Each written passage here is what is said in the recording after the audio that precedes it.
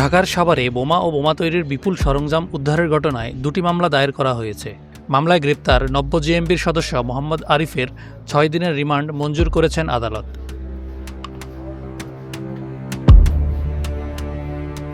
বৃহস্পতিবার ১৩ই আগস্ট ১০ দিনের রিমান্ডের আবেদন করে মোহাম্মদ আরিফকে আদালতে পাঠায় পুলিশ।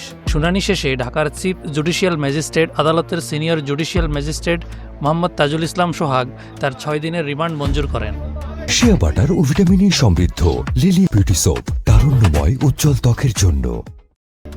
কোর্ট পুলিশের সাভার জিআরও শাখার সহকারী উপপরিদর্শক আবু বকর সিদ্দিক জানিয়েছেন, মোহাম্মদ আরিফের ৬ দিনের রিমান্ড মঞ্জুর করেছেন আদালত। ঢাকার চিফ জুডিশিয়াল ম্যাজিস্ট্রেট আদালতের senior judicial magistrate Mohammad Tajul Islam Sohag রিমান্ডের আদেশ দেন। এদিন আসামি পক্ষের কোনো আইনজীবী ছিলেন না।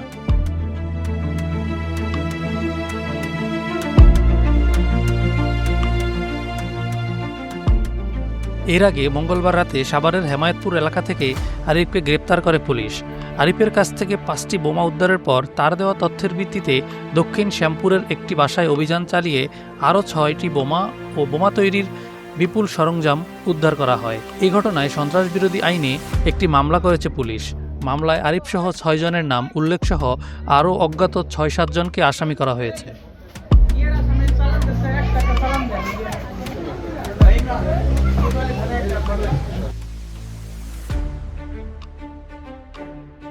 শিয়া বাটার ও ভিটামিনে সমৃদ্ধ লিলি বিউটি সোপ, তারুণ্যময় উজ্জ্বল ত্বকের জন্য।